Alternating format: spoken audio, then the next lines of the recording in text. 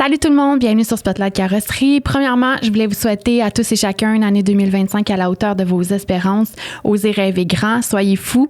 Merci d'écouter les podcasts et de me suivre. Du fond du cœur, je vous souhaite tout ce qui rime avec votre bonheur. Je commence toujours par remercier mes commanditaires, donc Évaluation Concept, qui est une firme d'estimation indépendante spécialisée dans les estimations après sinistre et les valeurs marchandes pour tout type de véhicules. Ils offrent également le service d'assistance carrossier à tous les carrossiers du Québec qui auraient besoin de support au niveau de l'estimation. Évaluation Concept peut procéder à la rédaction de vos devis à distance ou à vos bureaux. Peu importe la raison, manque d'employés, vacances, surcharge de travail, Évaluation Concept peut mettre à votre disposition des estimateurs formés ayant tous les outils nécessaires pour respecter les normes de l'industrie et qui sont certifiés par le GAA. Je vous invite à consulter leur site Internet ou à communiquer avec eux par courriel à info@commercialevaluationconcept.com. Merci aussi à Technocombustion GMS, qui est fier d'annoncer l'ouverture de leur nouveau bureau à Québec. Ils sont ravis d'offrir le meilleur service de qualité supérieure pour vos chambres à peinture de la grande région métropolitaine à la magnifique région de la capitale nationale. Technocombustion GMS, votre partenaire de confiance pour des solutions fiables et efficaces. Je vous invite à visiter leur page Facebook, Instagram et LinkedIn. J'aimerais remercier aussi Pièces d'Auto AdPack, qui a été la première entreprise à importer au Canada des pièces de carrosserie neuves dites similaires. Si jamais vous avez besoin d'une pièce certifiée CAPA ou non, je vous invite à consulter leur site Internet dans l'onglet Accès au catalogue afin d'avoir accès à leur vaste inventaire de pièces. Vous pourrez par la suite communiquer avec eux au 1-800-363-9339 pour commander la ou les pièces dont vous avez besoin. Merci aussi à Mag Express, qui est le chef de file pour la remise à neuf ou la personnalisation de vos roues. Ils sont fiers de travailler en collaboration avec les carrossiers, les assureurs, les concessionnaires et les centres de pneus. Ils ont aussi une nouvelle application de ramassage de roues et de suivi de production qui est disponible pour tous leurs clients. Je vous invite à leur demander votre code d'accès. Et moi, je vous invite à consulter leur site Internet pour avoir accès à leur vaste inventaire de jantes usagées remises à neuf.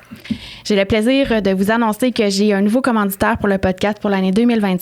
Il s'agit de Unipièces OIM, courtier en pièces d'origine. Unipièces, c'est une équipe de courtiers en pièces d'origine qui parcourt la province pour représenter plusieurs concessionnaires auprès des carrossiers.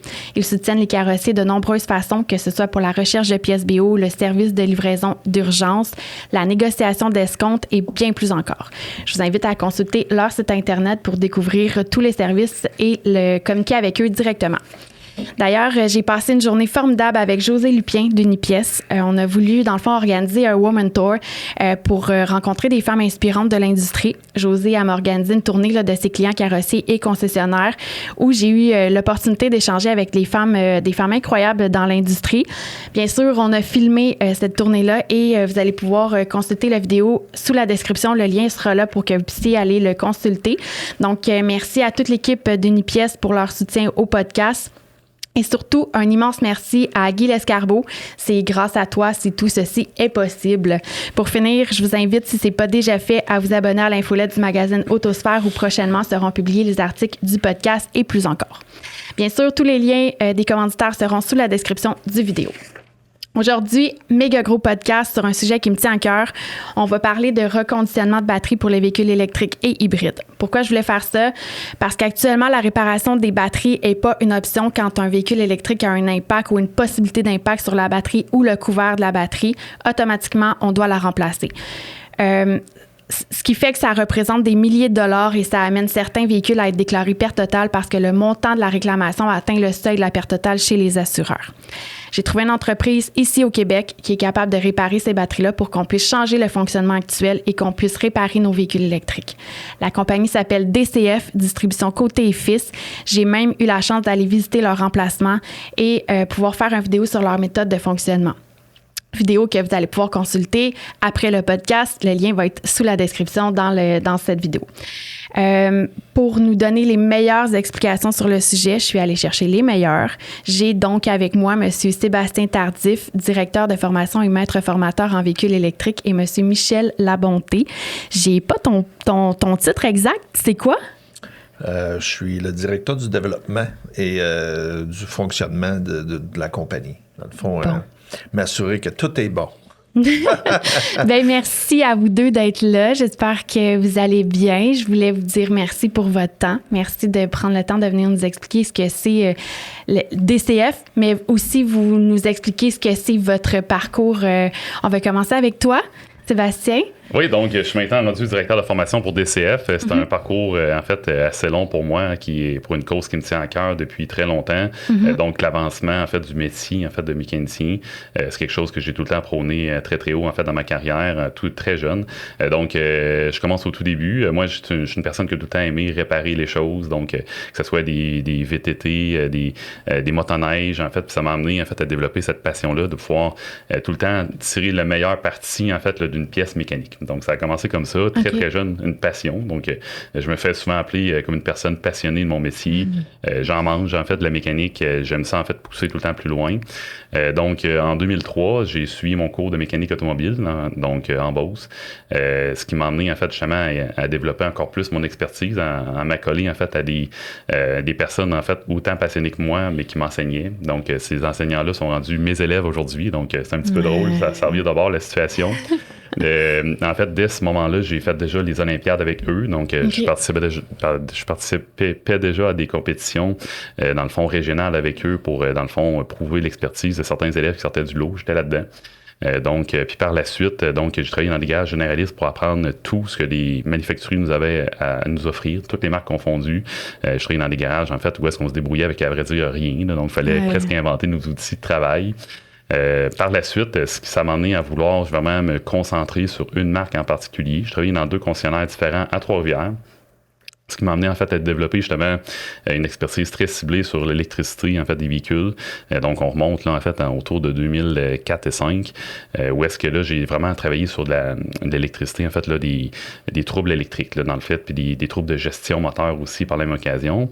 Et là par la suite les véhicules hybrides sont apparus. Donc j'ai travaillé pour Nissan et pour Honda, qui ont tout le temps été bien impliqués là-dedans. Puis ça a fait en sorte que justement j'ai pu apprendre de ça, vu que je suis une personne qui est très très curieuse en fait. Mes dirigeants m'ont envoyé suivre des cours très rapidement, ce qui m'a amené en fait à développer justement quelque chose de bien agréable. Puis plus que ça allait, plus que dans le fond, je grossissais mon bagage de connaissances, c'est ce que je disais à mes élèves.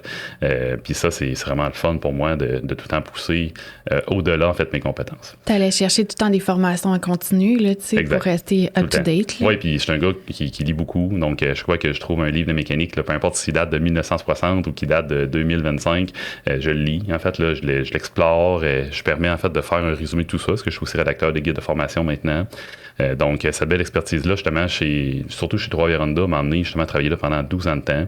J'ai fait des compétitions nationales avec eux. Je suis arrivé 3e dans l'Est du Canada, en fait, aux compétitions. Donc, autant, en fait, en diagnostic électrique, diagnostic moteur et diagnostic véhicule hybride, donc que les véhicules Honda possédaient dans ce temps-là. Donc, c'est sûr que je me suis bâti une réputation à travers de tout ça.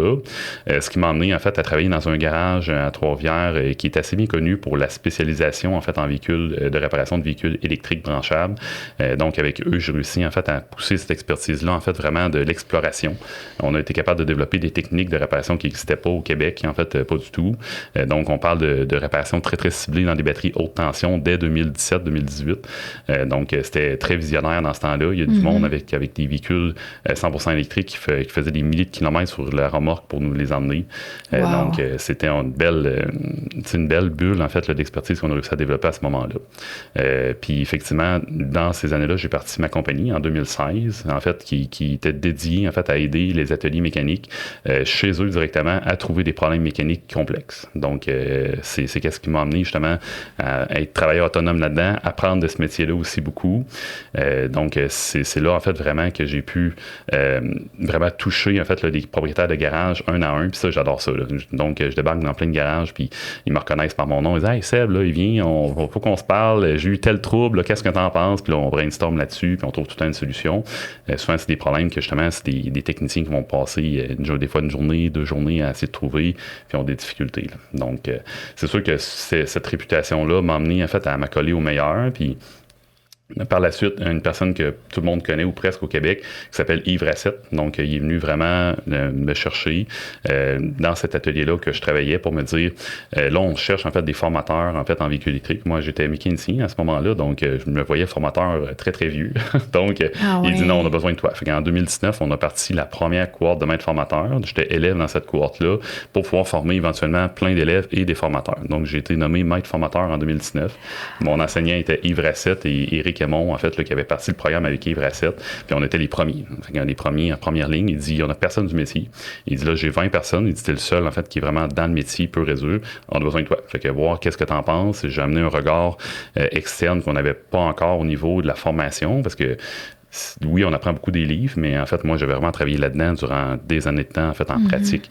Donc, ça me permettait de partager avec les personnes qui étaient en place là-bas pour montrer la façon pratique de réparer un véhicule, comment on voit ça, les difficultés qu'on subit, les shops manuels, les manuels de service qui étaient à ce moment-là pas parfaits. Donc, il fallait inventer nos propres techniques. Donc, ça m'a amené vraiment à pousser ça au-delà. Puis, je suis vraiment j'ai carrément lâché à temps plein mon travail de mécanicien pour me concentrer à temps partiel sur faire de la mécanique de soir puis de fin de semaine pour pouvoir enseigner qu'est-ce que j'apprenais dans mon métier, puis ça m'a même permis à écrire des guides de formation à ce moment-là. On a parti, en fait, moi et en fait là, Patrick Boutin de Québec à Willbrod-Bérère et Marc Cuerier, le premier AEP en véhicule électrique au Québec en 2000, on remonte à 2021, donc on était juste après le COVID, ça a été complexe, on le fait.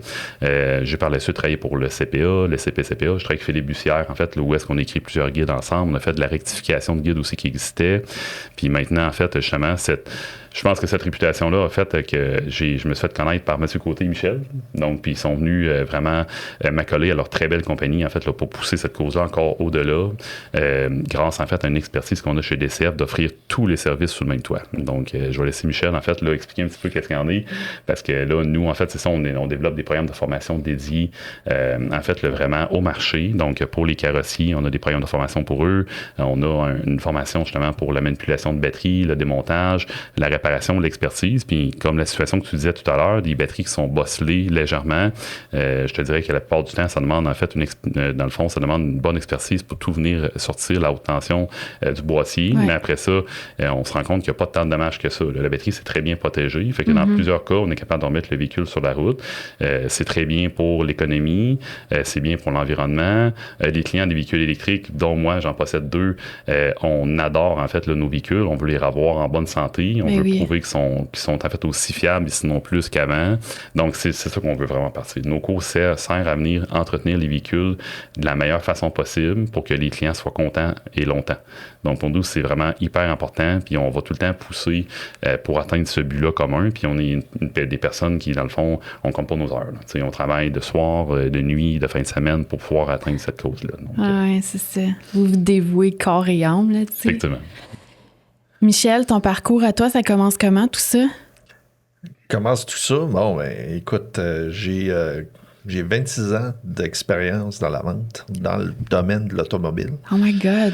J'ai travaillé pour une multiple de manufacturiers. Okay. C'est là où j'ai commencé ma carrière. C'est le Spectra, Permatex.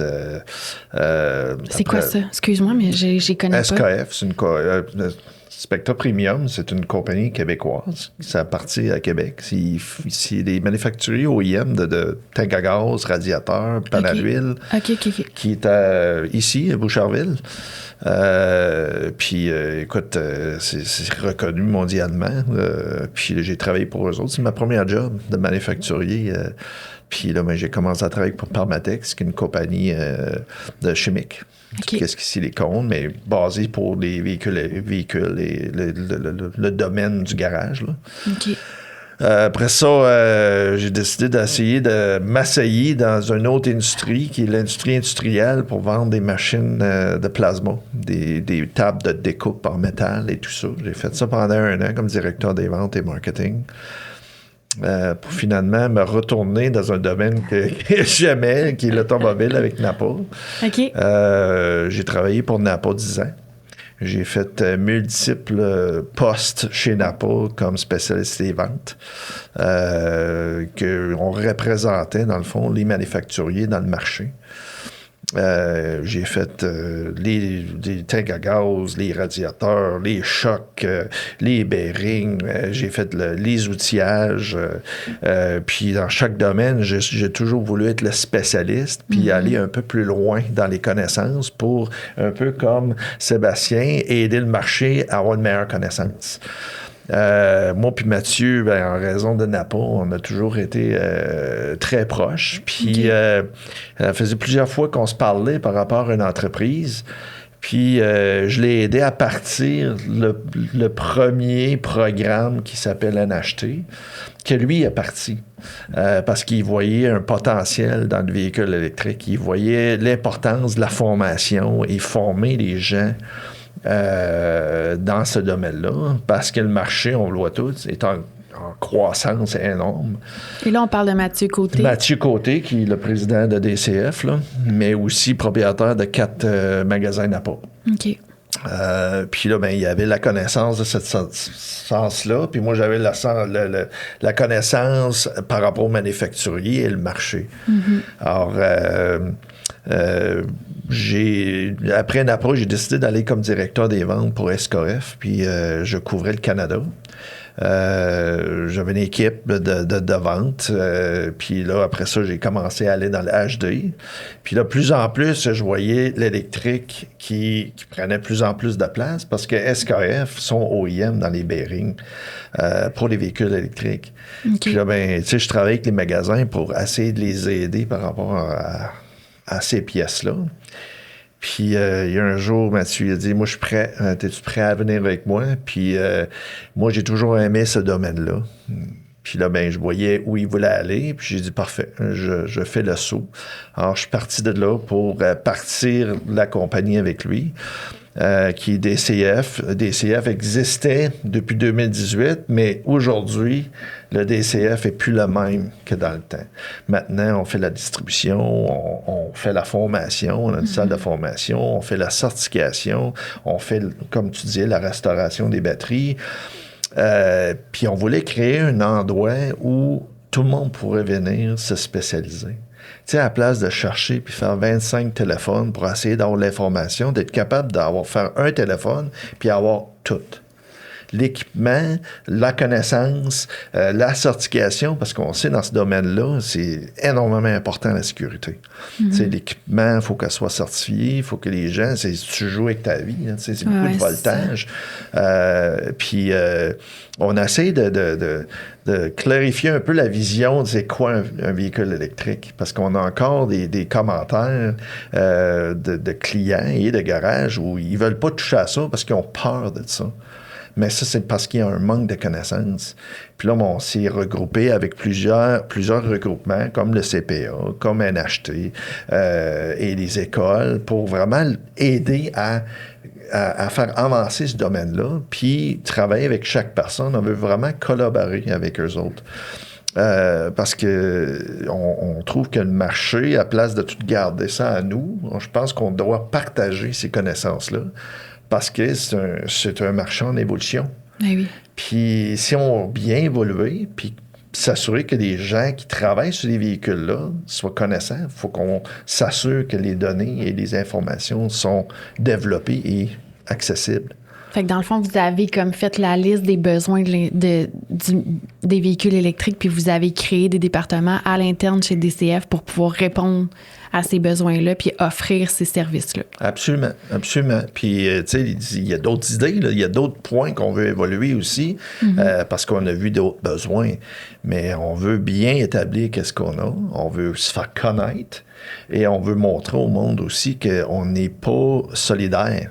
On veut travailler avec les gens. On veut être des partenaires d'affaires, puis leur montrer que, tu sais, oui, on va développer les connaissances, mais on est prêt à les partager aussi pour s'assurer de l'avancement de ce domaine-là. Mais ça va aussi un peu avec vos thinking de base, dans le sens que, tu sais, toi, t'as pris de l'expérience dans les ateliers avec tes formations continues aussi, puis t'es devenu formateur pour pouvoir partager ça. Puis la même chose pour toi, tu sais. T'as pris de l'expérience dans ta carrière, puis après ça, dans ta vente, puis après ça, t'es devenu comme directeur. Mais tu sais, directeur, ça partage à ses conseillers, à ses représentants pour pouvoir faire upgrader tout ça, tu sais. Ben, c'est pour ça que ça l'a cliqué autant. Quand on s'est ça. rencontrés, moi, Michel et Mathieu, ça n'a pas été long, en fait, là, qu'on s'est trouvé des affinités communes très rapidement, des affinités d'affaires autant que des affinités au niveau social. Puis pour nous, ça nous tient à cœur parce que DCF, oui, au premier lieu, en fait, là, c'est une entreprise, en fait, qui nous tient à cœur beaucoup, mais c'est une entreprise qu'on collabore dans le marché. C'est une entreprise de cœur qu'on pourrait dire. En fait, là, pour nous, c'est important qu'on délivre un service avant tout. Donc, nous, c'est très important parce qu'on a une mission, en fait, au cœur de notre entreprise. C'est vraiment faciliter la transition énergétique au Québec. Donc, tout ce qui est électrification des transports, on veut vraiment pousser ça dans les années à venir. On sait que là, ça bouge beaucoup au Québec. Autant, tantôt, Michel, il parlait du HD, qui est les véhicules lourds. Donc, les véhicules lourds, on commence à voir naître une grande gamme de véhicules. On parle de véhicules Bright Drop que Nationex sont achetés, qui sont présentement en livraison partout au Québec. Donc, ces véhicules-là vont briser. Donc, ça va amener une nouvelle gamme de techniciens qui, dans le fond, la technologie va leur faire peur au premier égard, mais c'est grâce à la formation qu'on va être capable de venir démystifier tout ça, démocratiser, en fait, ce nouveau métier-là, parce qu'en fait, on n'est plus juste mécanicien, on est rendu électrotechnicien, on est rendu technicien haute tension, puis effectivement, nous, on avait vraiment en fait un trou dans le marché concernant les équipements de protection, parce que c'était vendu beaucoup par des compagnies qu'on voyait en fait américaines. Il y avait quelques compagnies québécoises qui prenaient ça en main, mais il manquait tout le temps il y avait des problèmes de logistique, si je pourrais dire, en fait, ces compagnies-là. Donc, nous, on vend directement aux clients, on peut livrer, en fait, ils peuvent venir chercher chez nous, ils peuvent venir voir nos installations, on peut leur montrer, en fait, justement, comment on fonctionne pour la certification de nos équipements de protection. On parlait tout à l'heure, en fait, justement, des perches pour les personnes d'Hydro-Québec, on parlait des gants pour les techniciens, autant dans le véhicule léger que dans le véhicule lourd. Donc, je donne un exemple, la Ville de Québec, présentement, sont en train d'électrifier leur parc d'autobus ainsi que d'automobiles. Donc, ils peuvent venir directement chez nous, en fait, justement, pour venir s'approvisionner autant en formation qu'en équipement de protection. Puis, on va leur montrer en plus comment bien utiliser leur équipement de protection, puis les limites de ceux-ci. Puis, justement, les limites, c'est qu'au 6 mois, il faut les faire recertifier. Donc, c'était bien important pour nous de couvrir cette qualité-là dans le marché, qui est la certification aussi. Là. Donc, on a vraiment 4 piliers importants de notre entreprise là, qui nous tiennent vraiment à cœur pour vraiment venir prendre en charge le mécanicien type. Puis souvent, on l'oublie dans l'opération. Le mécanicien, il travaille, dans le fond, il ne sait pas trop à quoi ça sert les formations. S'il faut qu'il achète de l'équipement de protection, il faut qu'il fasse avec une deuxième entreprise. C'est compliqué. Son patron est obligé de faire des téléphones beaucoup. Nous, en fait, on fait un service clé en main. Là. Donc, il vient chez nous. Moi, je forme. Après ça, il descend voir Michel ou son employé qui s'appelle Paulo. Ils vont lui faire, en fait, une soumission directement avec les équipements. Souvent, on va les avoir en main. Il repart avec tout son équipement qu'on vient de montrer dans le cours, puis il est prêt à travailler. Là.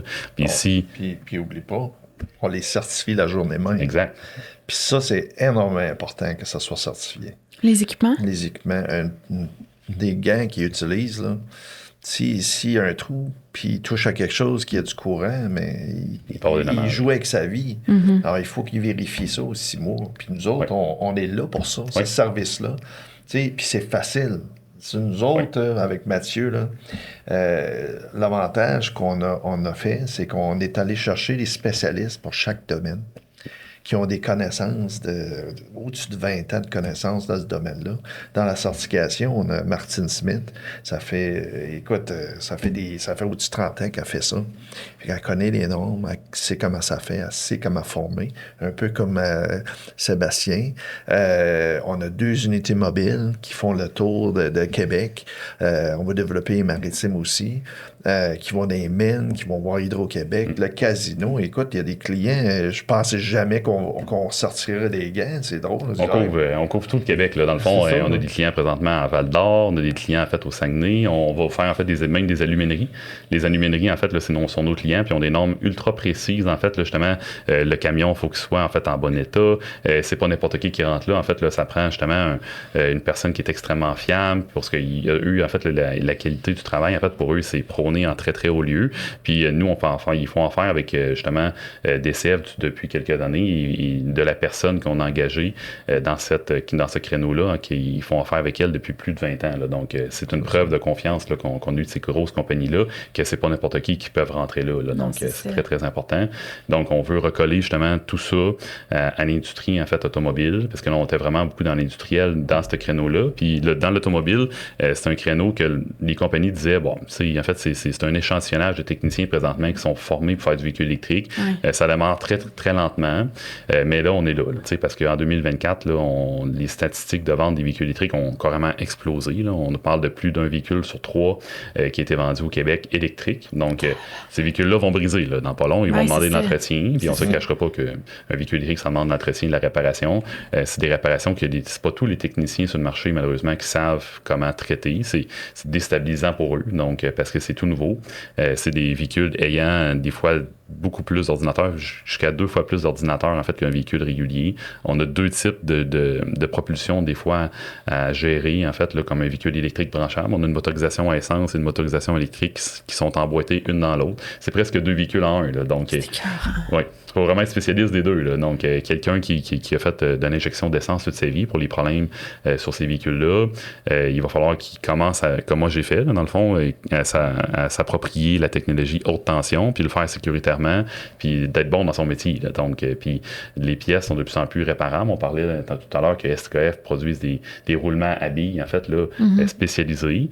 Donc, c'est le cas. En fait, là, moi, il y a des personnes que j'ai formées pas plus tard qu'octobre qui travaillent, en fait, là, pour un gage, un partenaire qu'on a mis à Trois-Rivières, en fait, là, qui gage Marc Julien. C'est un ami à moi depuis longtemps, puis il y avait une BMW i3, puis BMW disent que les roulements se font pas dans le moteur, malheureusement.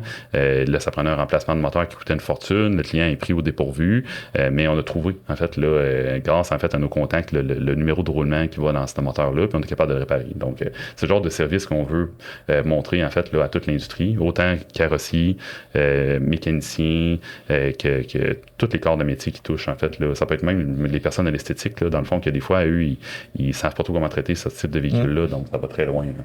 Puis, tu sais, on aimerait arriver à ça un jour, là, mais on aimerait créer des groupes de performance où on invite des gens qui veulent vraiment se spécialiser puis aller au-delà pour vraiment se regrouper ensemble puis créer des journées où on travaille sur un véhicule puis on le défait à A à Z puis on apprend tout comment le faire pour avoir des connaissances. Parce que notre Marc Mathieu Côté, là, il a travaillé fort là, pour avoir accès aux connaissances des concessionnaires avec l'AIA. Là, en faisant ça, on s'assure que l'information est dans le marché, que les gens connaissent ça de A à Z. Qui est accessible aussi. Ben, surtout ça. Puis qu'on enlève la peur de travailler sur des véhicules électriques. Parce que encore aujourd'hui, je rentre dans les garages, puis ils n'ont pas des barrières, ils n'ont pas des équipements pour travailler là-dessus, puis tu les regardes, puis c'est parce que la connaissance n'est pas là. Ou ils veulent pas prendre des formations, mais ça va devenir un moment où ils n'ont pas le choix de prendre des formations. Parce que ça va devenir dangereux. Là. Ils se mettent en péril puis ils ne savent pas. Là. C'est ça qu'on a remarqué. Là. Donc, en fait, l'électricité, c'est tout nouveau dans le monde de l'automobile. Dans le fond, quand on voyait un arc électrique sur le 12 volts sur une batterie conventionnelle, comme qu'on a dans tous les véhicules essence, en tant que technicien, en fait, là, on en riait, en fait, parce que ça produit, en fait, là, justement, un éclat d'arc limité. Mais là, en fait, on vient qu'à venir, en fait, augmenter ça énormément. Il y a des véhicules, présentement, qui marchent sur le 800 volts. Là. Donc, la journée qu'il va arriver un éclat d'arc, en fait, là, dans ce type de batterie-là, ou que la personne, malheureusement, fait une mauvaise manipulation puis oublie de mettre ses équipements de protection individuelle, comme ses gants, son sarrau et sa visière, il peut arriver un accident mortel. Là. Donc, puis le courant, malheureusement, il est inodore, incolore. Donc, on a tous déjà, je pense, pris le courant sur une prise électrique de maison. Puis, heureusement, ça ne crée pas de dommages au corps, c'est important. Exactement. Mais on sait que présentement, c'est dangereux, qu'on l'a senti. Dans l'automobile, on ne peut pas se permettre ça, parce que dans le fond, à 400 puis à 800 volts, que les véhicules qui sont sur le marché présentement, ça va être un accident mortel. Donc, nous, les formateurs, c'est sûr qu'il faut vraiment prouver ça dans nos formations, sans, en fait, là, faire de manipulations dangereuses, évidemment.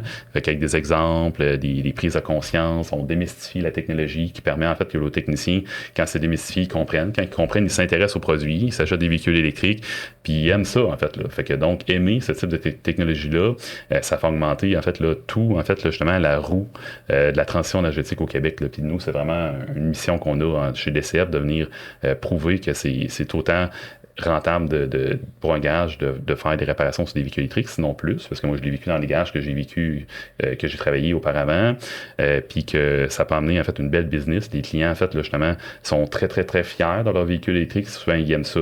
Il y en a qui ont des véhicules électriques pour plein de causes, pour économiser de l'argent, pour des causes, en fait, environnementales. Donc, ça touche beaucoup de personnes. Puis au Québec, on le sait, on est propriétaire de notre électricité. Donc, en plus, ça fait virer l'économie au Québec, là. Donc, moins qu'on importe de pétrole, plus qu'on fait travailler de monde de chez nous, en fait, parce que l'électricité, c'est des bornes de recharge. Ça peut être un frère, un cousin, un oncle à toi, en fait, qui travaille là-dedans. Donc, ça fait travailler tout le monde au Québec. Donc, on a vraiment intérêt à se pencher là-dessus. Puis c'est surtout que, environnementalement, là, c'est vert. Ouais, c'est c'est vert. Tu sais, on est dans une situation où il faut qu'on y pense, là. Tu sais, puis on sait c'est la direction qu'on doit prendre. Puis, écoute, on a dépassé la Californie pour les ventes de véhicules électriques.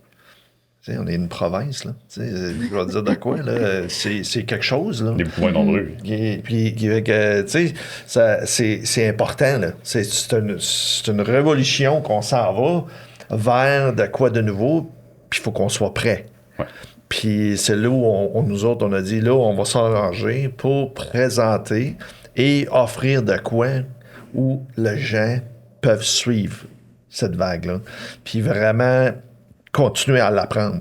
On s'attache à des formateurs comme Sébastien dit, comme Yves, puis Nicolas, pour s'assurer qu'eux autres, ils ont des connaissances. C'est les premiers qui ont commencé ça aussi avec Sébastien.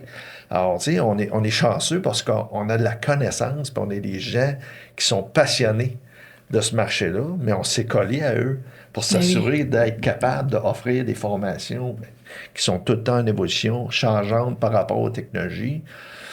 Tu sais, je pense que qu'est-ce qu'on offre, là, c'est vraiment quelque chose où on peut vraiment regrouper, puis présenter et développer de quoi qui peut aider le marché.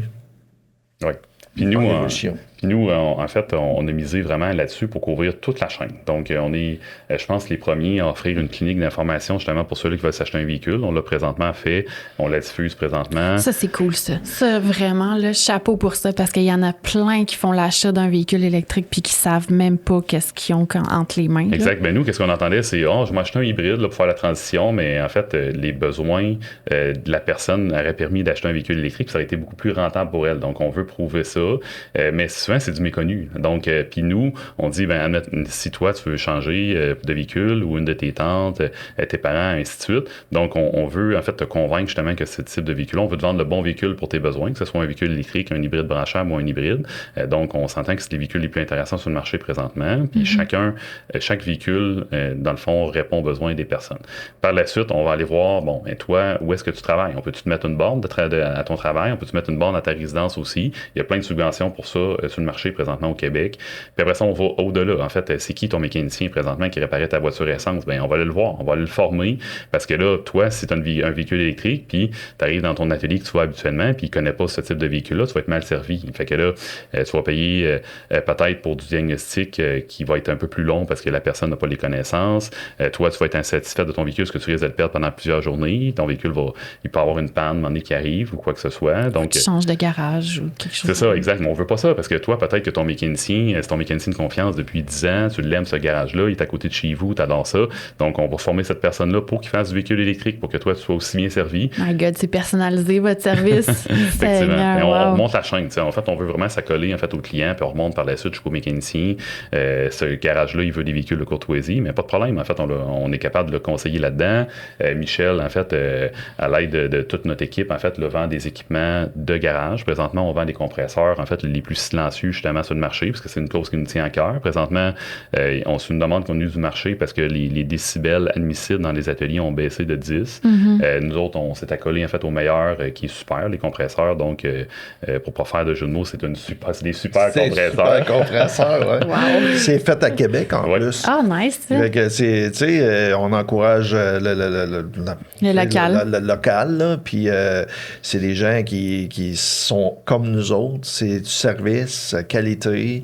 Ils vont dans le marché avec un service personnalisé. Ils pensent aux besoins du client. Tu sais, c'est toutes des affaires qui sont importantes, là. Nous autres, on s'est vraiment mis avec des personnes qui pensent au service et les besoins. C'est la qualité, des choses qui vont durer longtemps. Tu sais, aujourd'hui, c'est facile d'acheter de quoi qui ne dure pas longtemps, mais on le remplace. Puis en long, on ne voit pas vraiment le coût total. Si on aurait acheté, si on avait acheté de quoi un peu plus de qualité, mais on aurait eu. Oui, c'est ça. Mais c'est là qu'on entre en jeu. On leur prouve, nous, en fait, via les formations, via, en fait, les expertises. C'est des personnes de cœur, là. En fait, là, les gars du Super, les gars de Girolif aussi, qu'on a eu, en fait, cette semaine. Dans le fond, là, ils ont dit, tu sais, nous autres, tu sais, le propriétaire de l'entreprise, il montre les soudures qu'il a faites la veille, en fait, là, sur ses équipements, parce qu'il est capable de montrer, justement, que lui, son acier est plus résistant que les autres. Puis, tu sais, nous, on est capable de venir montrer ça dans le marché, que ces équipements-là sont de qualité. Puis, en plus, on encourage le monde québécois, tu sais. Fait que ça nous tient beaucoup à cœur. Puis on veut vraiment offrir un service, comme on disait tantôt, personnalisé. Puis les ateliers, ils ont présentement des défis, en fait, présentement dans les véhicules électriques, aussi dans les équipements. Si on voit que sa machine à pneus est complètement déglinguée, mais lui, tu sais, il l'a comme pas vu, parce qu'il est comme pris là-dedans depuis 20 ans. Bon, on va leur prouver que présentement, on est capable de lui vendre une machine à pneus ou une machine à balancer qui est vraiment plus performante, augmenter dans le fond, sa rentabilité. Si, en fait, le technicien, on leur met 2 machines neuves, puis son technicien, on voit qu'il s'en sert inadéquatement parce qu'il commence dans sa carrière, mais on va y aller sur place, on va leur montrer. En fait, là, nous autres, on expertise ces machines-là, on les essaye, on les a en démonstration chez nous, on les utilise à tous les jours justement pour voir les nouvelles technologies, puis en ça, c'est rendu fou, là, les machines à pneus, on n'a plus besoin de toucher aux pneus. Là. Donc, c'est ça. Fait que ça nous amène en fait à faciliter le marché. Là. Puis là, on avait vraiment une lacune, en fait, le chemin aussi dans les batteries, où est-ce que dans le fond, il y avait une expertise qui faisait peur. Il n'y a pas tout le monde qui voulait se lancer là-dedans. Puis nous, on a un laboratoire qui est dédié en fait à ça. Donc, on a une personne qui s'appelle Francis, qui est une personne en fait qui est au sein de notre équipe, qui s'occupe de ça. Présentement, on a un très bel inventaire, plus de 50 batteries en inventaire, que là, présentement, on a en fait là, en restauration complète. On est capable, en fait, de tout démonter. En fait, on fait affaire avec des compagnies où est-ce qu'on va venir passer au jet de sable. En fait, là, les pièces métalliques, on repeinture au complet la batterie. En fait, on remet mieux que neuf. En fait, les couches de peinture qui ont été mises d'origine, malheureusement, sont très, très minces. Ça finit par corroder très rapidement. C'est pas adéquat au climat du Québec. Nous, on met, en fait, une peinture qui est anti-rouille, qui est faite pour ça, que la batterie, je suis sûr et certain qu'elle va durer plus longtemps. Puis, en plus de ça, une personne comme toi, qui a un véhicule électrique qui date de peut-être 8-9 ans, que malheureusement, tu t'en vas chez le concessionnaire, ils vont te dire il y a une panne dans la batterie. C'est un capteur, en fait, là, à 2-3 $, mais le manufacturier, malheureusement, ne fait pas cette pièce-là. Tu es obligé de remplacer la batterie au complète. Ça te coûterait 10 000 $ et plus. Des fois, dans certains cas, tu n'as plus de solution. C'est soit que, dans le fond, tu t'envoies ton véhicule à la ferraille, malheureusement, puis j'ai déjà vu ça souvent, ou soit que tu appelles une entreprise comme nous, qui va permettre justement on va te donner une batterie qui est déjà prête, si on l'a en main, ou sinon on prend ta batterie, on la restaure complètement, puis en plus de ça, on peut donner le choix d'une garantie prolongée sur ta batterie, aller jusqu'à 5 ans. Donc ça, c'est assez unique, en fait, là, c'est un service qu'on offre, qu'on veut, en fait, là, vraiment percer le marché grâce à ça. Donc ça veut dire que toi, ton véhicule de 8-9 ans retrouve le cœur même de ton véhicule, encore 5 ans de garantie. Là. C'est incroyable. Donc, incroyable. On essaie autant que possible, là, justement, de faciliter la vie de tout le monde là-dedans. Puis si tu as une pièce, en fait, là, justement, de transmission haute tension qui est brisée ou quoi que ce soit, on va essayer de trouver la pièce à réparer. Puis on va faire avec le garage où est-ce que tu vas pour, en fait, y offrir de l'aide s'il y a besoin d'aide pour démonter une pièce haute tension. Si cette pièce-là, malheureusement, il n'y a aucune façon d'avoir le roulement à billes dans la transmission qui est brisée, mais c'est pas grave. Nous, on s'accole à on a des partenaires importants comme, dans le fond, des recycleurs, en fait. Ouais, on travaille beaucoup avec Lockpack. Puis là, ben, je veux aussi développer de quoi pour les gens qui vendent des chars usagés. Tu sais, pour aider un peu la connaissance de la batterie. Tu sais, souvent, on va acheter un véhicule, mais on ne sait pas vraiment parce qu'on n'a pas la connaissance pour l'analyser, pour savoir vraiment l'état de la batterie. Puis là, ben, nous autres, on est là. On dit, écoute, on va le faire pour vous. On va le vérifier, l'état. On va le mettre à la perfection, puis on va le remettre sur le véhicule, puis vous pouvez le vendre plus cher. Parce que là, le cœur, il fonctionne. Oui.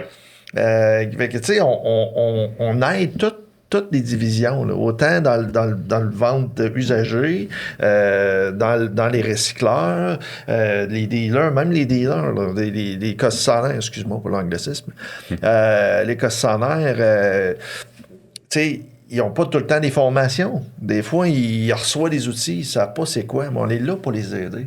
T'sais, on veut vraiment aider toutes les divisions. On est vraiment là pour ça. Puis en faisant ça, on va aider le marché. Ouais. Oui. Les connaissances. Puis là, les gens qui veulent acheter, comme nous, des véhicules électriques, on va être bien servis. Ouais. Puis ça va devenir important parce qu'on va en avoir plus en plus de véhicules électriques. Puis c'est en augmentation. C'est en augmentation. Même si le monde dit là, on n'a plus de subventions pour les véhicules, le monde achète des véhicules électriques pareils. Oui, en fait, il y a plusieurs raisons à ça. Les véhicules électriques possèdent beaucoup de technologie. Moi, je possède une Tesla, puis je l'adore. Puis peu importe ce véhicule-là, peu importe l'énergie qui la propulserait, je l'aurais acheté quand même. C'est un véhicule qui est extrêmement technologique avec son écran central. C'est un véhicule qui est très performant sur le 0-100. Donc, c'est des véhicules intéressants. Mais en plus, comme je disais, ça coûte rien à rouler, fait que c'est un avantage de plus, c'est un avantage environnemental.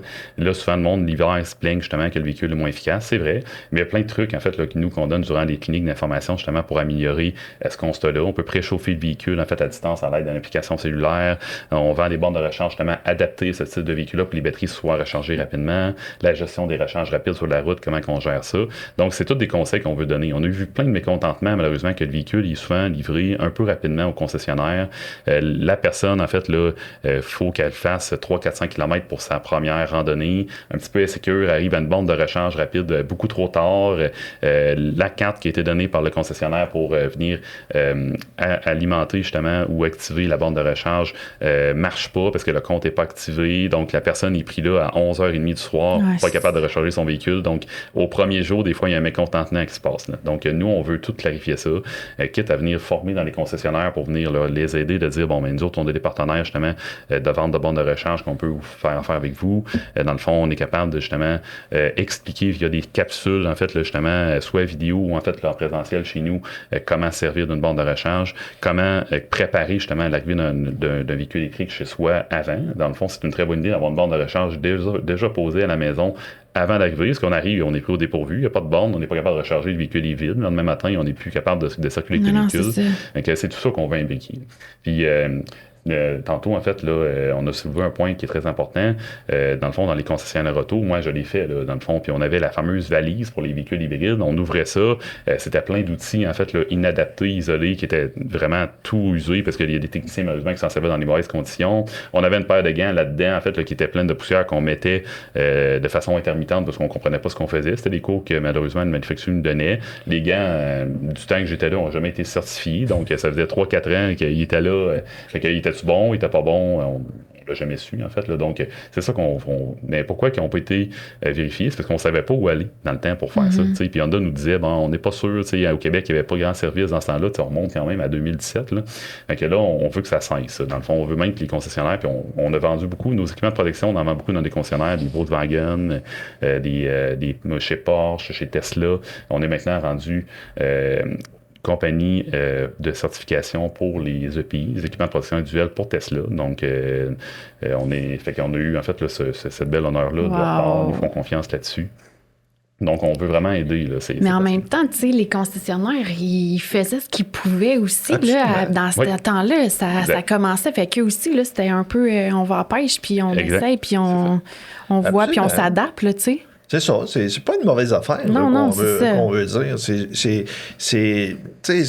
comme il disait, là, on avait des formations, mais il n'y avait pas de connaissances. Exact. Là, on a la chance d'avoir ces connaissances-là, puis nous autres, on veut le partager. Alors, on veut s'assurer que les concessionnaires soient bien formés, puis qu'il y ait toutes les connaissances.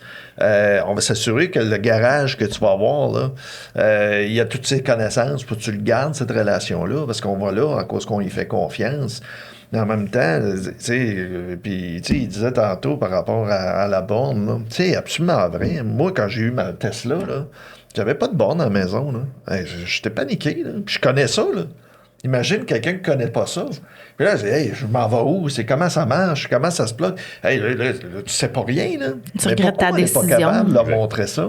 Tu sais, quand on achète un char, dans un questionnaire, si on leur donne les connaissances pour faire cette formation-là, ils montrent, voici la borne, voici comment ça marche, aller dans une borne, leur montrer comment ça se branche, imaginez comment ça va aller plus loin.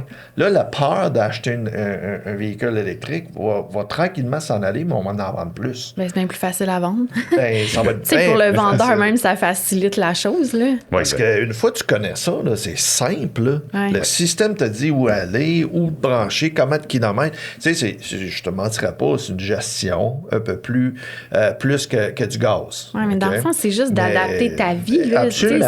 C'est d'être ouvert au changement puis de modifier un peu ton rythme de vie puis tes habitudes de vie. Très légèrement, mais les véhicules aident beaucoup à cette heure. On programme destination dans le GPS, on va nous dire combien de fois qu'il faut arrêter de charger.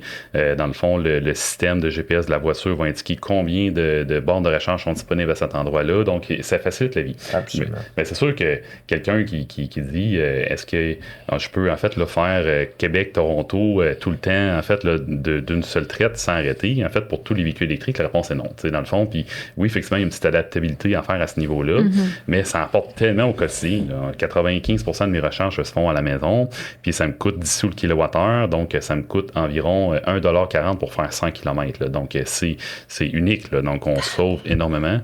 Donc on prend notre facture d'essence, on la coupe environ par 10. Là. Dans le fond, c'est qu'est-ce qui se passe quand on a un véhicule électrique. Là. Donc ça, c'est à considérer énormément. Puis en même temps, on est tout pressés.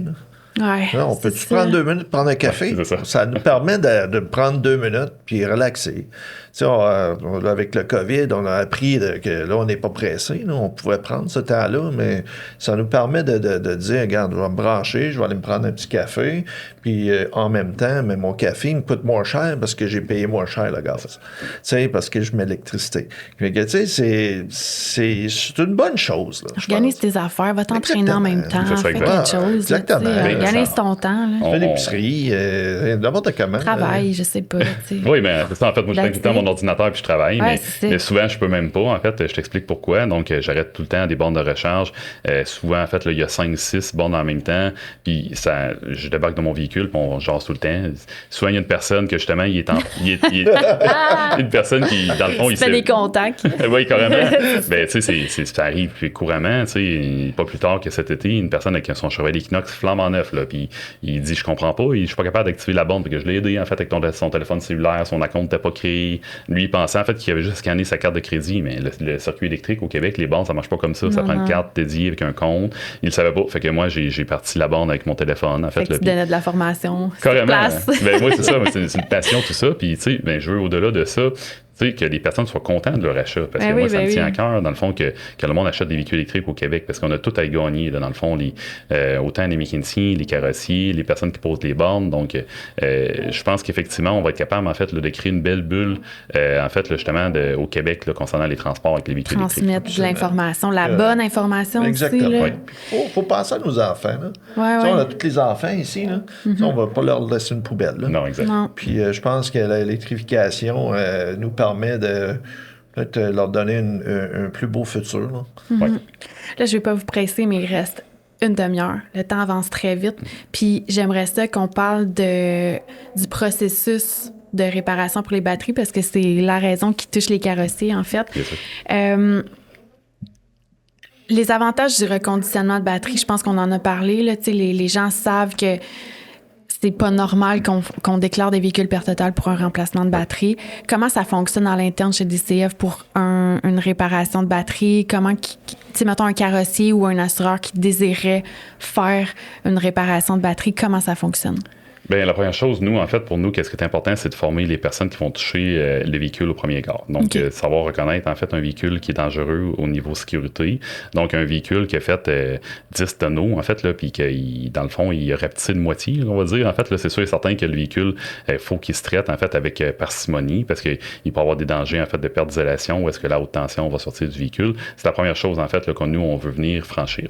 Un coup que le véhicule, en fait, là, qu'on sait qu'il est sécuritaire, on va dire un impact mineur. Donc, il y a eu en fait un petit dommage en fait à l'aile avant, le pare-choc, une lumière, mais que le propriétaire du véhicule, en fait, là, dans l'accident ou dans le transport du véhicule, même on a déjà vu ça, en fait, la batterie en fait a été touchée. Ça peut être en fait là, une chaîne rotatoire, ça peut être justement en fait que le véhicule a sauté un terre-plein. C'est toutes des situations qu'on voit. La roue qui recule un peu. Ouais. Exact, c'est en plein ça. Puis ça touche un petit peu à la batterie. En fait, on a une petite pliure, en fait, là, puis malheureusement, dans le marché, qu'est-ce que la plupart des manufacturiers nous disent, ou des constructeurs, c'est que quand la batterie est touchée, on la remplace. Fait que là, c'est là que nous, on entre en jeu. Donc, on commence, en fait, là, à demander à l'estimateur de nous envoyer des photos, en fait, là, justement, de qu'est-ce qui est arrivé, en fait, au véhicule total, ainsi qu'à la batterie. Puis par la suite, nous, on va prendre une décision, justement, de réparabilité sur la batterie. L'étape numéro 1, pré-scan. Exact. Okay. Fait on fait le pré-scan, après ça, on prend les photos des dommages complets du véhicule. Ouais. Dommages à la batterie, puis on vous envoie ça. Oui, exact. Donc, effectivement, c'est une étape qui est très importante. Là. Tous les techniciens, en fait, là, ou en fait, carrossiers qui rentrent le véhicule, en fait, dans l'atelier, se doit, en fait, là, c'est une technique qu'ils connaissent bien. On branche un analyseur contrôleur, on vient analyser tous les modules pour les interroger, justement, as-tu vu une défaillance? Bon, ben là, en fait, là, avec ce rapport-là, nous, on est capable d'avancer énormément. Puis oui, effectivement, par la suite, là, presque au même instant, on va demander des photos. Puis par la suite, nous, on va analyser tout ça. Puis en fait, là, on va venir parler que l'estimateur, justement, pour venir trouver, en fait, là, une stratégie, justement, pour réparer la batterie. Donc, c'est là que nous, on entre en jeu, parce que nous, les techniciens qui vont descendre la batterie, on veut qu'ils soient formés, en fait, là, justement, pour faire ça sécuritairement, et, en fait, là, aussi, de la mettre sur un transport. Donc, pour qu'elle vienne jusque chez nous. Puis, c'est ça qu'on fait présentement. En fait, nous, on s'est accolé à plein de compagnies, justement, qui nous donnent les lignes directrices, en fait, là, pour les normes de transport de batteries lithium-ion. Donc, on est en bonne voie, justement, d'avoir quelque chose de solide à ce niveau-là, on a présentement un transport à l'interne qu'on régit très bien, mais éventuellement, on sait qu'on va déborder. En fait, mais on est en pourparlers avec plusieurs compagnies, justement, qui vont nous aider à venir offrir un service plus vaste au Québec. Okay. Par la suite, quand la batterie arrive chez nous, dans notre laboratoire, qu'est-ce qu'on va faire? On va procéder au démontage pour, en fait, expertiser, justement, puis si à l'intérieur de la batterie, il y a eu des dommages. Donc, on parle des cellules, on parle des fils à l'intérieur de la batterie, on parle des capteurs à l'intérieur aussi, des ordinateurs. Si, en fait, il y a un dommage, en fait, le mineur, qu'est-ce qu'on va faire? Si on prend des pièces de rechange, on va changer cette pièce-là. Puis, nous, on vide tout l'intérieur de la batterie au complet. Donc, on enlève toute source de haute tension, les cellules, ainsi que les ordinateurs. Puis, le boîtier, nous, si c'est extrêmement mineur, on va être capable de faire la réparation nous-mêmes, mais on n'est pas carrossier, nous, dans la vie, en fait, là. Donc, nous, qu'est-ce qu'on veut privilégier? C'est d'envoyer le boîtier soit dans un atelier de carrosserie partenaire, parce qu'eux, en fait, sont capables de faire des méthodes de tirage pour venir remettre la tôle à l'état neuf, ou, en fait, même l'atelier, en fait, là, qui est en train de réparer le véhicule. Donc, il est capable de faire ce type de travail-là. Là. Donc, par la suite, ils nous redonnent le tout. Nous autres, on va expertiser si le travail était bien fait dans les règles de l'art. On connaît les spécifications techniques des manufacturiers, parce qu'on va faire affaire avec des logiciels comme AllData, qui eux autres, en fait, ils ont pris, en fait, vraiment les techniques, les façons de faire des manufacturiers. C'est pas, en fait, d'interprétation, c'est vraiment mis noir sur blanc qu'est-ce que les constructeurs veulent. Puis par la suite, on remonte le tout dans les règles de l'art. En fait, on serre les boulons au couple. On va venir qu'à vérifier l'isolation de la batterie au complet pour être sûr que la haute tension reste dans la batterie et ne sorte pas au châssis. On va venir vérifier les capteurs de température, les fils. On va être même, en fait, là, avec un appareil spécialisé capable de venir brancher la batterie à l'analyseur contrôleur sans qu'elle soit sur le véhicule pour venir interroger le module pour voir, en fait, là, est-ce que tu as toutes les tensions des cellules, est-ce que tu as toutes les températures, l'isolation est-elle bonne, puis on produit un rapport. On imprime, puis en fait, le son, on joint ça à la batterie, puis on remet la batterie sur le transport. Puis là, le technicien qui est formé va être capable de mettre ça sur le véhicule. S'il y a besoin d'aide, en fait, pour finir reprogrammer quelque chose, un module, quoi que ce soit, on peut même l'assister à distance. Et nous, en fait, on va s'assurer, en fait, là, que tout est fait dans les règles d'art, aussi dans l'atelier de carrosserie. Puis par la suite, en fait, là, nous, on va confirmer à la fin avec le carrossier ou le technicien dans l'atelier de carrosserie que le véhicule est prêt à reprendre la route. Puis un coup que c'est fait, le véhicule il est en très bon ordre, en fait, là, même mieux que d'origine. Puis nous autres, ben, on a un système de suivi avec ça aussi, parce que, tu sais, avec les régulations, il faut qu'on sache où chaque batterie est. Avec un numéro de série du véhicule, mais nous autres, on peut dire ce numéro de série-là, la batterie est sur ce véhicule-là. On suit tout ce qui est par rapport au tracking que on se fait demander par rapport au marché, là, parce qu'on suit toutes ces données-là. Une question, on est dans les normes, on suit je te dirais, on dépasse les normes chez nous. Parce qu'on veut devenir la première place qui suit les normes et plus. Le leader.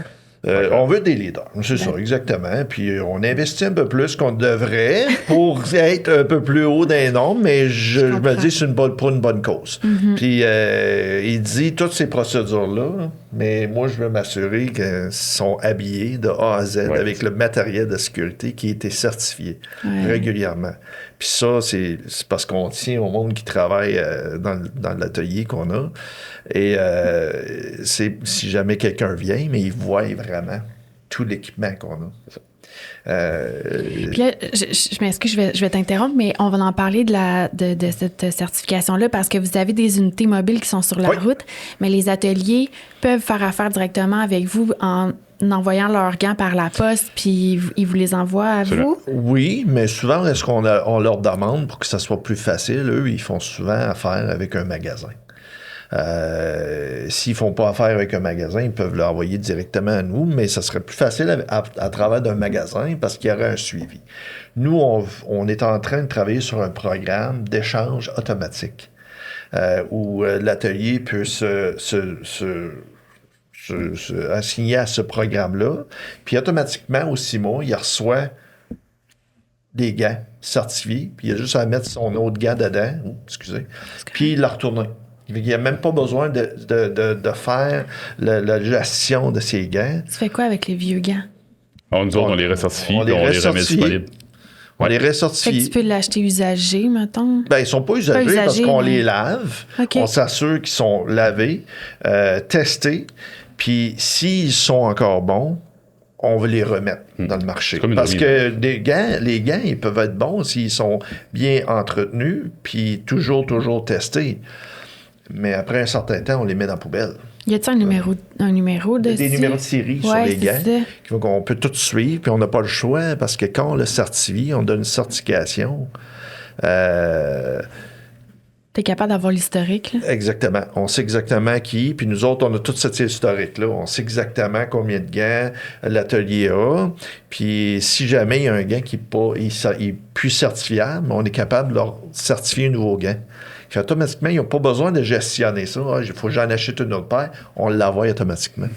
Puis souvent, qu'est-ce qu'on voyait, c'est que les techniciens, ils piquaient un gant, la paire, elle est dans des poubelles. Nous, vu qu'on a beaucoup de volume, en fait, là, on est capable de refaire une paire, en fait, là, parce qu'on vend toute la même marque. Là, donc, c'est des gants vraiment remis à neuf. Là, donc, nous, les tests qu'on fait, c'est dans des bassins spécialisés. On monte ça, en fait, là, à des dizaines de milliers de volts, en fait, là, puis c'est les normes, en fait, là, les plus sévères de l'industrie qu'on utilise. Là. Donc, le gant, la moindre petite fissure que même l'œil humain n'est pas capable de voir, on le gonfle, là, en fait, puis il se gonfle correctement. Il n'a pas de fuite, là, tu mais vois la fuite tout de suite. On le met dans le bassin, puis effectivement, lui, s'il y a un arc qui passe entre l'anode et l'électrode, en fait, là, puis en fait, la partie qui vient isoler les deux parties, c'est le gant, bien, ça va venir qu'à traverser. On le voit, l'éclair, en fait, là, dans le bassin, c'est très, très bien fait, là, à ce niveau-là. Donc, c'est une expertise, d'ailleurs, qu'on a développée à l'interne grâce à notre employée, Martine, en fait, là, qui, dans le fond, a fait faire ses propres équipements, puis elle a été toutes les certifications en lien avec ça, elle les a, en fait, puis au-delà. Donc, c'est pour ça qu'on est capable de faire des gros joueurs là, comme Hydro-Québec, comme Alcoa, Rio Tinto. On va solliciter vraiment la clientèle qui joue avec la haute tension. La méga haute. Qu'est-ce que vous faites avec, tu sais, comme... Là, c'est comme le monde idéal que, mettons, la batterie est réparable, mais mettons que la batterie, elle n'est pas réparable, tu sais, que vous pensez qu'il y a des dommages aux cellules, puis que vous faites quoi avec la batterie? En fait, nous, on a deux choix. Fait que, donc, on a des pièces d'après, en fait, là, qu'on récupère. Donc, on récupère beaucoup de pièces. Okay. Donc, advenant le cas qu'il y aurait un module, en fait, là, donc un tiers de batterie. Je donne un exemple pour un Chevrolet Volt qui serait endommagé. Nous, en fait, on va fouiller notre inventaire de pièces pour accoler un module qui a la même état de santé que le restant de la batterie, parce que ça, c'est très important. On va jumeler aussi la tension, parce qu'il faut que la tension soit pareille partout. Il faut que tout le monde se parle. Exactement. Puis, on est capable d'en refaire une batterie comme ça. Au pire, pire aller si la batterie vraiment est non récupérable pour X raisons. En fait, là, nous, qu'est-ce qu'on fait? On regarde les pièces. Donc, on regarde les contacteurs haute tension, on va regarder les cellules qui sont encore bonnes, puis on est capable justement de venir les offrir pour une autre batterie pour le refaire. Là. Donc, mais pour la personne qui chercherait une batterie, qui aurait comme perdu sa batterie, on va y en trouver une. Donc, nous, on est dans le marché, on va interroger, on va acheter une batterie dans un véhicule qui était usagé. La personne, des fois, peut même nous certifier que le véhicule roulait avec la batterie était bonne, mais pour nous, c'est pas suffisant. Donc, on la rouvre, on vide les cellules, on repeinture la batterie quand même, on refait les tests, en fait, là, d'origine. Crème, ici, il y a une pièce là, que je pense qui va être sujette à briser. Si on n'est pas sûr, on la change. On remet à neuf, en fait, là, puis on est capable de remettre une batterie là, vraiment reconditionnée complètement avec une garantie. Donc, c'est très important pour nous. Puis, on a même un service, en fait, là, qui est assez unique, que si un client qui arrive avec une batterie qui a une dégradation importante, parce que le véhicule est à très, très haut kilométrage, puis qu'il il perd de l'autonomie, nous, qu'est-ce qu'on peut faire? C'est qu'on vient récupérer cette batterie-là, puis on va la mettre en unité de stockage. Qu'est-ce que ça veut dire? C'est qu'une personne qui cherche une batterie pour un chalet, où est-ce qu'il n'y a pas d'électricité, qui est capable d'utiliser cette batterie-là de véhicule qui est en deuxième vie, on appelle ça comme ça. Donc, ça remplace les batteries au plomb, les fameuses batteries au plomb que tout le monde possède dans des campeurs, dans des bateaux, dans des chalets. Fait que nous, on est capable de redonner une deuxième vie à cette batterie-là. Puis on va même l'aider. En fait, on va lui faire un petit pan de blanchiment. C'est une petite opération qu'on vend, en fait, là, sous montage autonome. Donc, qui va être capable de monter chez lui. Donc, souvent, on a des bricoleurs là-dedans qui ont déjà monté leur ensemble avec des batteries au plomb. Mais on vient qu'à redonner beaucoup plus d'énergie, là, même si la batterie est dégradée, que qu'est-ce qu'il y avait au plomb, là. Donc, la batterie au lithium, elle contient beaucoup d'énergie de plus qu'une batterie au plomb, puis en plus, elle est beaucoup plus durable dans le temps, malgré le fait qu'elle est dégradée. Là. Donc, on trouve tout le temps une deuxième vie pour nos batteries. Là. Donc, puis on a une troisième vie aussi. Donc, si après tout ça, en fait, là, la cellule est cabossée, ou si la cellule, en fait, était dans un chalet, puis là, la dégradation est rendu trop élevée après plusieurs années, ben nous, en fait, on fait affaire avec une compagnie qui s'appelle Lithium, qui est assez unique, en fait, là, au monde, là, on peut ça le dire. Là. Donc, eux, ils sont capables de recycler 95%, on appelle ça de la black mass. En fait, là, c'est tout ce qu'on cherche dans une batterie. Donc, le lithium, le cobalt, dans le fond, le cuivre. En fait, là, les matériaux. Les matériaux qui sont chers. Là, exactement. Donc, puis ils revendent ça aux manufacturiers. Pour en faire d'autres. Nous autres, on aide les 3 étapes à neuf jusqu'à reneuf. Ouais, je sais pas si ça se dit, là, mais c'est la récupération. La récupération pour en refaire d'autres. Puis, je trouve que souvent, on va mettre de quoi en poubelle, mais on pense pas qu'on pourrait peut-être étirer sa vie pour éviter qu'on ait 75 batteries tout le temps dans les recycleurs qui font rien. Là. Écoute, ils sont encore bonnes, c'est ça le pire. Là. Des fois, les batteries qu'on reçoit là, sont presque neufs. C'est ça. Puis ils sont des poubelles. Là, je me dis, crème, puis ça nous prend 1 heure, 2 heures, 3 heures, on vérifie tout, on en repeint sur ça, puis écoute, ils font une très belle job, parce que l'autre jour, je pensais que c'était une batterie neuve. Ouais.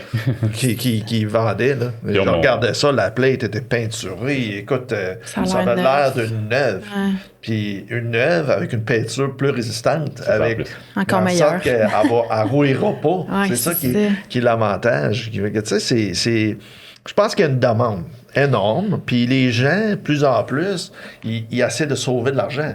Mm-hmm. Tu sais, on n'est pas tous riches. Ça leur permet d'avoir un véhicule électrique, puis en même temps, pas avoir à payer une batterie de 20 000, 30 000 $, puis garder leur véhicule parce qu'ils l'aiment. Parce effectivement, puis c'est une cause aussi environnementale. Là. On veut, en fait, là, que le véhicule dure le plus longtemps possible. Puis c'est bon pour l'industrie. Là. Quand le véhicule reste longtemps sur la route, ben en fait, les magasins de pièces vendent des pièces. Nous, on forme les magasins de pièces pour qu'ils vendent des pièces adaptées aux véhicules électriques. Donc, on est capable de vendre des pièces que, effectivement, ils disent, on n'a jamais vendu cette pièce-là, mais ce véhicule-là est rendu à 600 000 km. Grâce à quoi? Grâce à une batterie qu'on a refait. Donc, c'est un service qu'on offre, là, tu sais, puis ça ouvre des portes à un nouveau type de marché où est-ce que les magasins de pièces, les véhicules électriques, on n'entend pas beaucoup parler, ça brise pas beaucoup, mais effectivement, il y a des lacunes là-dedans. Soit que les véhicules, comme on disait tantôt, malheureusement, se sont fait scraper, en fait, là, pour des accidents mineurs qu'on a vus. On a vu aussi des fois que des mécaniciens dans certains ateliers étaient pas assez bien formés pour venir réparer le véhicule, fait que ça a fait des réparations après réparation après réparation, puis le véhicule n'a jamais bien été par la suite. J'ai déjà vu ça, malheureusement. Les lumières allumées à tableau de bord par intermittence, puis la personne s'est tannée. Elle tomber un véhicule essence. J'ai déjà vu ça, malheureusement. Donc, on veut freiner, en fait, là, cette épidémie-là, en fait, là, justement, de mauvaise connaissance du marché de l'automobile électrique. Là. Donc, Puis surtout, s'assurer que tout le monde a la même information. Ouais. Parce que, tu sais, s'assurer que les formateurs aussi donnent la même information. Parce que, tu sais, tu peux aller dans un garage, un autre garage, puis les mécanos, là, ils ont des connaissances qui sont pas pareilles. Mais s'assurer qu'on stabilise cette connaissance-là pour s'assurer que tout le monde donne la même formation. Se taper la désinformation aussi, là. Ouais. Et c'est pour ça, puis Mathieu, c'est le président du AIA, lui, il est bien placé pour travailler là-dessus, puis il travaille sur ce cas-là. Mais en même temps, nous autres, en arrière, on est capable d'aider à donner cette information par rapport à qu'est-ce qu'on fait. Tu sais, moi, j'invite n'importe qui à venir chez nous là, pour voir qu'est-ce qu'on fait, là, puis on va faire le tour. T'étais chez nous, on était très accueillants. On veut donc que le monde vienne voir c'est quoi qu'on fait pour savoir, puis connaître. Puis écoute, on est ouvert à leur montrer des choses, puis on n'est vraiment pas fermé. On est une famille, puis je trouve que on a l'avantage d'être ouvert. Et on veut aider les gens. On veut que le marché, parce que le marché est malade un peu, on veut aider à guérir un peu comme un infirmier, à les replacer. Là. Pas en disant qu'ils sont pas placés. Là. Je attention, là, mais les replacer. On veut juste travailler avec les spécialistes et c'est les aider. C'est de l'aide. En fait, c'est un service d'aide. Puis moi, qu'est-ce qui me séduit dès les premières journées d'embauche, et on le voit sur nos éléments publicitaires, c'est la collaboration qui prône en haut lieu. C'est écrit au mur chez nous, en fait, que la collaboration pour nous est très importante. Ma salle de formation, notre salle de formation, comporte 40 places assises. Un coup de cœur. Ça va être un plaisir de te réinviter dans cette belle salle-là. Puis nous, en fait, on a un mur, en fait, là, de nos partenaires très importants du marché, parce que sans eux, rien ne serait possible. Là. Donc, puis ça prouve justement que la collaboration pour nous, c'est important. Donc, on donne des formations présentement avec les comités paritaires au Québec, des guides que j'ai fait d'ailleurs qu'on est capable de donner via DCF. On fait affaire aussi avec, tantôt nommé NHT, c'est NAPA Haute Tension. Donc, c'est le programme, en fait, de formation de NAPA, présentement, qui présentement, ils chapeautent les Next Drive de ce monde. Ce programme-là est ouvert à tous les techniciens au-dessus du marché. Donc, on veut élargir, on veut défoncer des barrières que mon avis, que de dire, bon, ben, tu sais, moi, j'ai une bannière X, puis les bannières Y, en fait, on peut pas venir rentrer dans cette bannière X-là. On veut partager tout ça. Fait que quand on fait des formations, nous, on est en partenariat aussi avec des institutions, en fait, présentement, on est pour parler que d'autres personnes pour venir standardiser les cours au Québec, là, autant les cours au public qu'au privé, parce que là, moi, j'ai connu les deux. J'ai enseigné au privé, j'ai enseigné au public, puis il y a une barrière, là, vraiment. Puis, comme nos écoles. Carrément. Puis moi, qui m'a... Tu sais, le système scolaire est bien, effectivement, qui offre une base solide concernant l'apprentissage. On parle de mécanique auto, j'ai passé par là. Malheureusement, il y a des barrières où est-ce que des nouvelles technologies, des fois, ont de la misère à entrer. Des fois, l'achat d'équipements dans les écoles, c'est plus complexe. Là, les ressources, professeurs et compagnie. C'est ça. Puis, tu sais, un enseignant que ça fait très longtemps qui enseigne telle matière, des fois, tu sais, il faut les ouvrir leur horizon pour venir leur montrer, effectivement, que le véhicule électrique est présent. Puis moi, c'est un peu pour ça que, dans le fond, je tenais à tenir à avoir ma compagnie pendant que j'enseignais. Moi, ça a tout été ma façon de faire. Donc, j'allais voir des garages partenaires, dans le fond, qui souvent, c'était mes anciens élèves, là, parce que moi, je forme dans le fond, des entrepreneurs d'atelier. Puis ils m'appelaient, ils disaient, j'ai un trouble sur tel véhicule, pourrais-tu passer ce soir? Ben oui, tu sais, dans le fond, fait que je passais, je l'aidais. Fait que là, mon cours de lendemain est écrit, là, parce qu'effectivement, hey, là, j'ai eu un problème de communication réseau sur un Ford C-Max, puis on va faire le même problème en classe, puis je veux qu'on brainstorm, puis ben... Je voulais googler avant de faire le podcast, puis ça m'a complètement sorti de l'idée, mais le matériau, le lithium, là, ça a l'air de quoi? Tu sais, dans ma tête, là, c'est un espèce de liquide vert fluo, comme un néon, là, tu sais, saviez-vous? Lightsaber. Oui, c'est ça. Tu sais, ça a l'air chimique à côté, là, mais ça ne l'est pas, dans le fond. Non, pas du tout. En fait, c'est un minerai. En fait, là, ça part d'un minerai qu'en fait, on a en très grande quantité d'ailleurs au Québec. Présentement, il y a vraiment des compagnies là, qui ont investi beaucoup d'argent dans le Nord pour l'exploitation du minerai lithium. Il y a des compagnies ici qui ont élu domicile au Québec pour cette ressource-là. Ça bouge beaucoup au Québec dans l'expression de transport. On pense à GM, POPSCO, Eco, Ford, on pense à Nordvolt, que là, présentement, ça bat de l'aile un peu. Mais effectivement, c'est une compagnie qui prônait beaucoup ça. Malheureusement, ils ont connu des difficultés financières. Je ne suis pas là-dedans du tout, mais c'est une compagnie qui voulait s'établir au Québec justement pour prôner l'électrification des transports. Moi, j'ai déjà fait de la concertation avec des méga factories en France qui sont en train de se construire pour donner de la formation en électricité. Donc, le monde s'accole à nous là, pour justement s'abreuver toutes ces connaissances-là. Puis, on se fait dire par les autres pays, c'est pour ceux qui viennent ici d'ailleurs, qu'au Québec, on a une belle expertise en véhicules électriques, puis ils se demandent comment on a fait pour développer ça. Mais ça a parti justement en 2019 puis en 2018 qu'un groupe de passionnés en véhicules électriques qui se sont achetés des véhicules, ils ont roulé, ils ont tripé, puis ils ont testé. C'est un défi, c'est ça, ils ont testé, puis on dit ça, on voit ça, l'avenir au Québec, en fait, en véhicule électrique. C'est un défi qui est le fun, c'est des véhicules qui sont vraiment plaisants à réparer, là, donc il n'y a pas d'échappement à réparer qui rouille. En fait, nous, on pourrait travailler en cravate, là, presque, là, parce que les huiles, en fait, c'est à changer à beaucoup moins à fréquence régulière.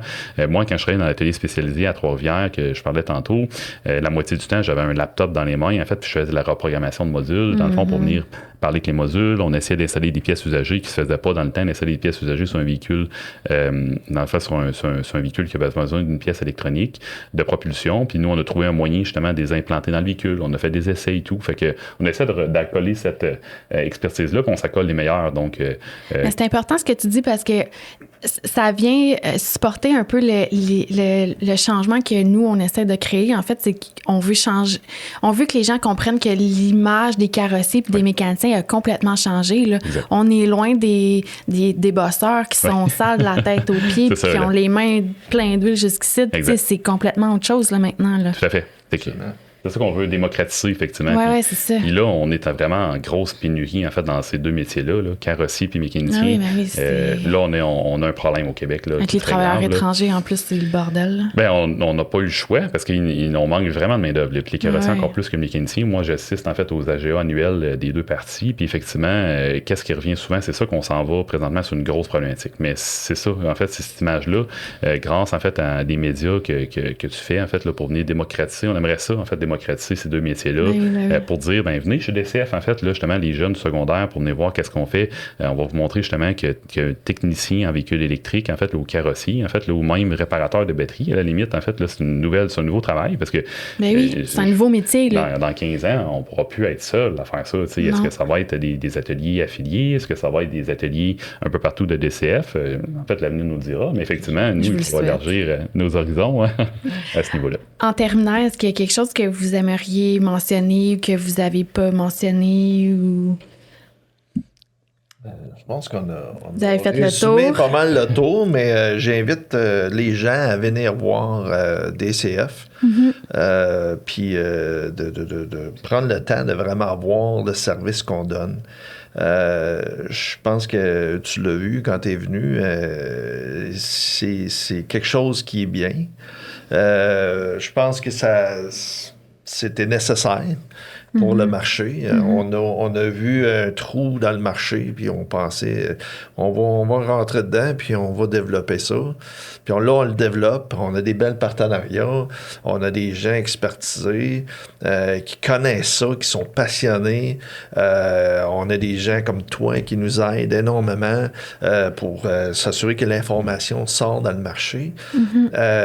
On veut juste s'assurer que l'information sort. Parfait. Puis les gens, écoute, appelez-nous, puis on va partager nos connaissances, puis on va s'assurer que ça continue à aller d'avant. Bien, moi, je vais inviter les gens à aller, parce en fait, l'idée de base que Sébastien et moi, on avait, c'était que pendant le podcast, on mettait des images, tu sais, de matériel qu'on avait.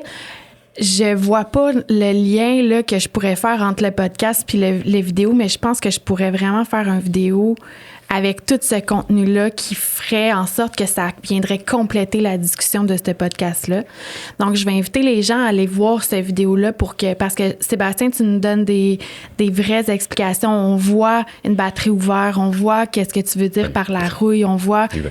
ça vient vraiment complémenter la discussion les informations que vous avez transmises présentement. Puis, je voulais vous remercier. Premièrement, souligner votre courage que vous avez de vouloir devenir le leader puis de pousser cette partie-là de l'industrie. Mais merci du partage que vous faites aujourd'hui avec nous, de transmettre cette information-là puis d'avoir le côté bienveillance de votre mission, là, de vouloir partager avec les autres toute l'expertise que vous avez ramassée. Merci pour tout ça. Je vais inviter les gens à aller sous la description. Je vais mettre aussi tous vos liens là, pour votre site Internet qui est incroyablement beau. Je sais que vous êtes en reconstruction ou potentiel, mais j'ai apprécié la V1, si on peut dire. Vos réseaux sociaux aussi, parce que je vois que vous êtes actifs, là, vous mettez les formations, puis en même temps, dans la vidéo, on voit la salle de formation que vous avez créée, que j'ai adorée. Là. Moi, j'ai vraiment, ça a été un vrai coup de cœur. Fait que merci pour tout ça, puis je vous souhaite bonne continuité, puis si jamais je peux vous aider dans le futur pour quoi que ce soit d'autre, vous êtes les bienvenus. Merci à toi. Merci à toi. Merci.